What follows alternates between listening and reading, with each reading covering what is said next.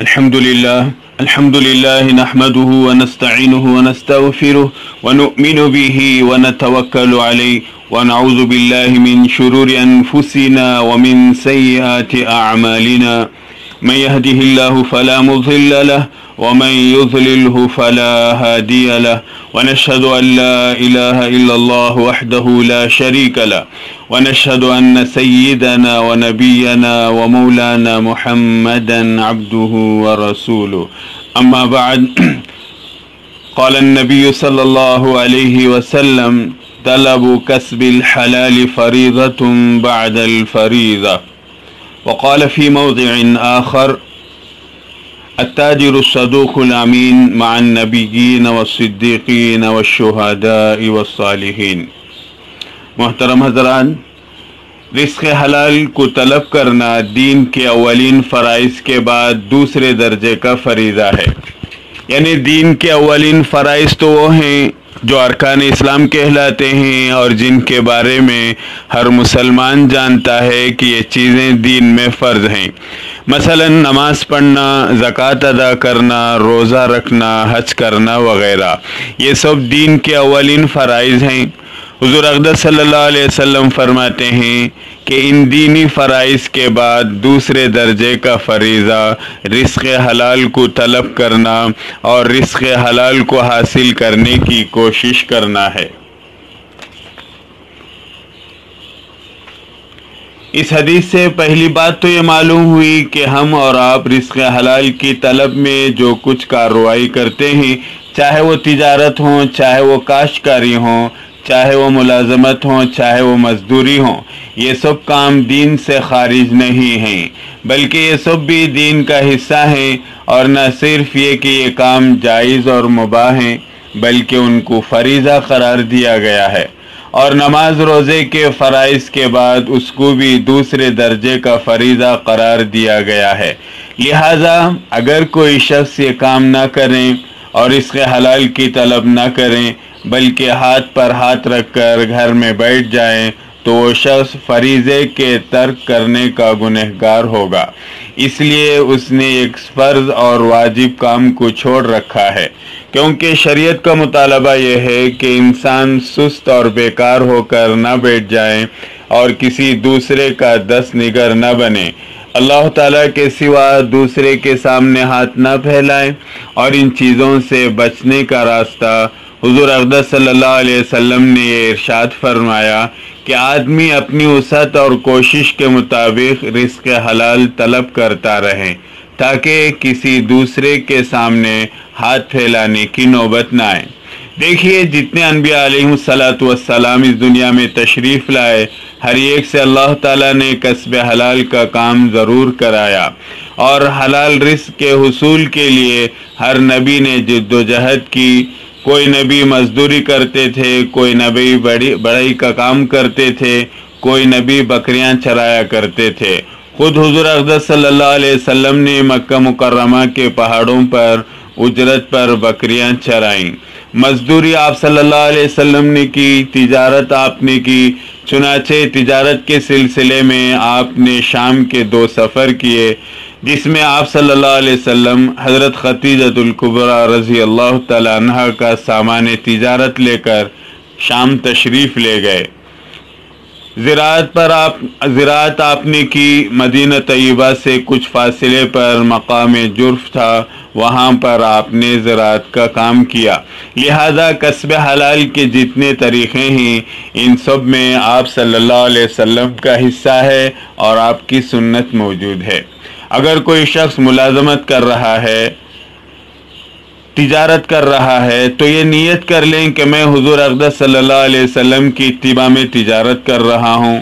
اگر کوئی زراعت کر رہا ہے تو یہ نیت کر لیں کہ میں نبی صلی اللہ علیہ وسلم کی اتباع میں زراعت کر رہا ہوں، تو اس صورت میں یہ سب کام دین کا حصہ بن جائیں گے۔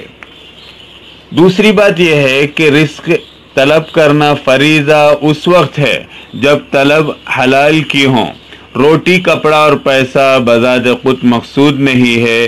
یہ نیت نہ ہو کہ بس پیسہ حاصل کرنا ہے، چاہے جس طرح سے بھی حاصل ہو جائے، چاہے जायज़ तरीक़े से हासिल हों या नाजायज़ तरीक़े से हासिल हों, इस सूरत में ये तलब हलाल न हुई जिसकी फजीलत बयान की गई है और जिसको फरीज़ा करार दिया गया है, क्योंकि मोमिन का ये अमल उस वक्त दीन बनता है जब वो इस्लामी तालीमात के मुताबिक उसको हासिल करें। अब अगर उसने हलाल व हराम की तमीज़ हटा दी और जायज़ और नाजायज़ का सवाल जहन से हटा दिया, तो फिर एक मुसलमान में और काफिर में रिस्क हासिल करने के एतबार से कोई फ़र्क नहीं रहा। बात तो जभी बनेगी जब वो रिस्क तो ज़रूर तलब करें, लेकिन अल्लाह ताला के हुदूद की कायम की हुई हुदूद के अंदर करें। उसको एक एक पैसे के बारे में फ़िक्र लायक हों, ये पैसा हलाल तरीक़े से आ रहा है या हराम तरीक़े से आ रहा है, ये पैसा अल्लाह ताला की रज़ा के मुताबिक आ रहा है या उसके ख़िलाफ़ आ रहा है।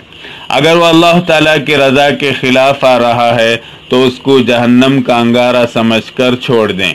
कितनी बड़ी से बड़ी दौलत हो, लेकिन अगर वह हराम तरीक़े से आ रही है तो उसको लात मार दें और किसी कीमत पर भी उस हराम को अपनी ज़िंदगी का हिस्सा बनाने पर राज़ी न हो। अल्लाह ताला ने हलाल रोज़ी के अंदर जो बरकत रखी है वो हराम के अंदर नहीं रखी।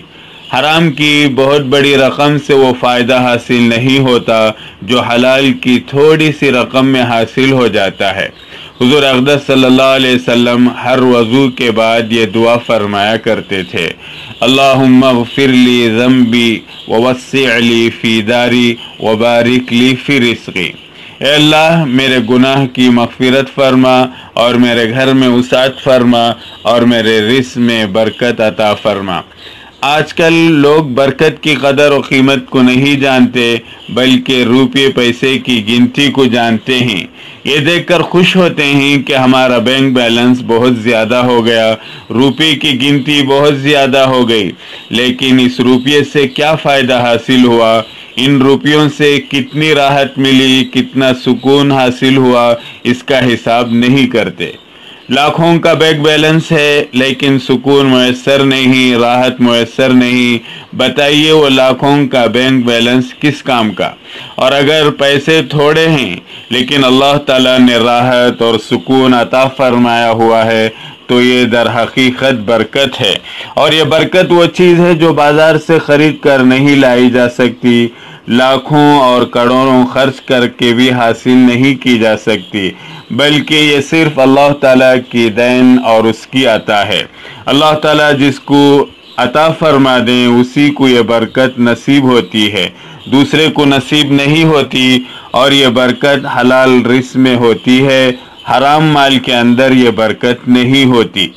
और वह हराम माल कितना ज़्यादा हो जाए, इसलिए इंसान जो कमा रहा है वो इसकी फ़िक्र करें कि ये लुक़मा जो मेरे और मेरे बीवी बच्चों के हलक़ में जा रहा है, वो पैसा जो मेरे पास आ रहा है, ये अल्लाह ताला की रज़ा के मुताबिक है या नहीं, शरीयत के अहकाम के मुताबिक है या नहीं। हर इंसान अपने अंदर ये फ़िक्र पैदा करे।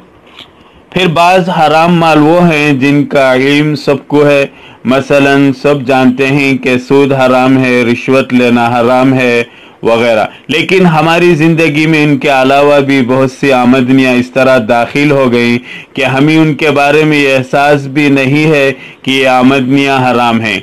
मसलन आपने किसी जगह ये जायज़ और शरीयत के मुताबिक मुलाजमत इख्तियार कर रखी है, लेकिन मुलाजमत का जो वक्त तय हो चुका है उस वक्त में आप कमी कर रहे हैं और पूरा वक्त नहीं दे रहे हैं बल्कि डंडी मार रहे हैं। जैसे एक शख्स की 8 घंटे की ड्यूटी है मगर उनमें से 1 घंटा चोरी छुपे दूसरे कामों में ज़ाया कर देता है, उसका नतीजा ये होगा कि महीने के ख़त्म पर जो तनख्वाह मिलेगी उसका 8वां हिस्सा हराम हो गया। वो 8वां हिस्सा रिज़्क़ हलाल न रहा बल्कि वो रिज़्क़ हराम हो गया, लेकिन हमें उसका एहसास भी नहीं कि हराम माल हमारी आमदनी में शामिल हो रहा है। इसलिए हम हलाल कमाई के हुसूल में ताजिर के अंदर 2 सिफ़ात का होना बहुत ज़रूरी है, वो सच्चाई और अमानतदारी है। 2 सिफ़ात होंगे تو اس کا دنیاوی فائدہ یہ ہوگا کہ تجارت میں برکت، صحت، سکون، چین، عافیت ملے گا۔ آخرت میں اس کا فائدہ وہ نبیوں، صدیقین اور شہداء کے ساتھ اس کا حشر ہوگا۔ دعا کیجئے کہ اللہ تعالی ہم تمام کو حلال روزی حاصل کرنے اور حرام سے بچنے کی توفیق عطا فرمائیں۔ آمین۔ وآخر دعوانا ان الحمد للہ رب العالمین۔